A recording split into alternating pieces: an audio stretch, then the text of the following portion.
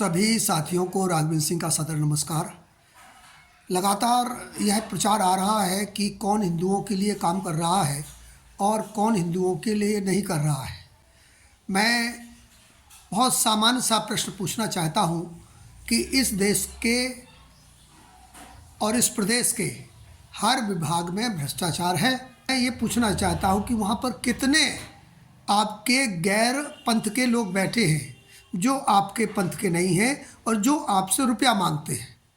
मैं समझता हूँ कि पूरे देश में और पूरे प्रदेश में यदि कोई आपको लूट रहा है तो आपका ही सनातनी भाई लूट रहा है। जो रोज़ की सामान्य घटनाएं हैं उसमें कितने आपके वो लोग हैं जो आपके पंथ के नहीं हैं, जो सनातनी पंथ के नहीं हैं, सनातन से बाहर के हैं, जो हनुमान जी को नहीं मानते, जो महावीर को नहीं मानते, जो बुद्ध को नहीं मानते, जो राम को नहीं मानते, जो कृष्ण को नहीं मानते, सारे के सारे वे लोग भ्रष्ट हैं जो इन सबको मानते हैं और इन सबके ही अनुयायियों को लूटते हैं। मैं समझता हूँ इससे घिनौने लोग शायद दुनिया में कहीं हों।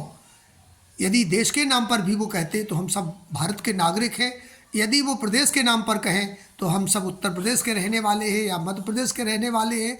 यदि इस बात को लेकर के वो नहीं लूटते कि हम महावीर को मानने वाले हैं, बुद्ध को मानने वाले हैं, यदि वो इस बात को लेकर भी नहीं लूटते कि ये हमारी फलानी जाति का है, मैं उस जाति का हूँ, कम से कम इससे तो ना लूटूँ। तो मैं पूछना चाहता हूँ कि कितने ऐसे विभाग हैं जो पिछड़े लोग जिसमें काम करते हैं और वो कितने पिछड़े लोगों को नहीं लूटते।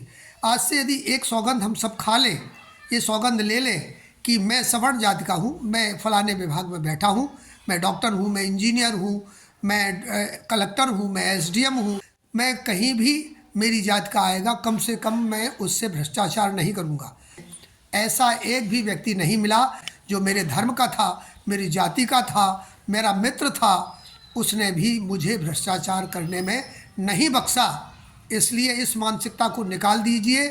ये जो प्रचार प्रसार किया जा रहा है कि फलाना पंथ का आदमी हमको बर्बाद कर रहा है, नहीं साथियों, हमारे ही पंथ के लोग, हमारे ही साथी, हमारे ही मित्र हमसे भ्रष्टाचार करते हैं, हमारा इलाज नहीं करते हैं, हम पर डंडे बरसाते हैं, हमें मारते हैं, पीटते हैं, चाहे वो फिर सवर्ण हो, चाहे दलित हो, चाहे आदिवासी हो।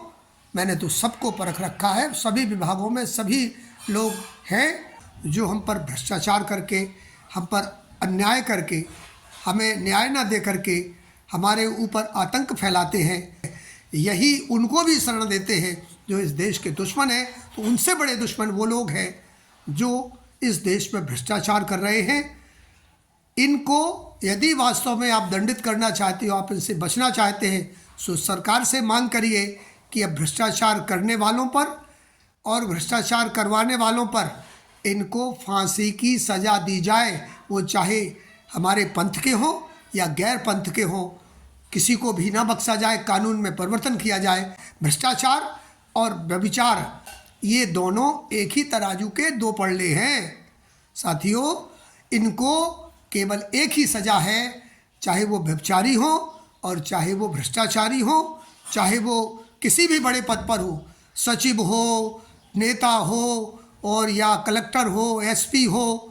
इनके साथ एक ही फार्मूला लागू होना चाहिए कि उनको न्याय की कसौटी पर कस करके और सीधी फांसी दी जाएगी। मैं समझता हूँ कि आधे नेता तो फांसी पर चढ़ा दिए जाएंगे, लेकिन करेगा कौन जांच? हम जिन न्यायालय से आशा करते हैं उन्हीं के घर में बोरे निकलते हैं, उनके घर में रुपए निकलते हैं। इस देश को सुधारने के लिए हमारा नारा चलना चाहिए। हमें भगत सिंह का देश चाहिए, हमें चंद्रशेखर का देश चाहिए, हमें सुभाष का देश चाहिए। तो नारा लगाइए, जय हिंद, जय भारत, वंदे मातरम, इनकलाब जिंदाबाद।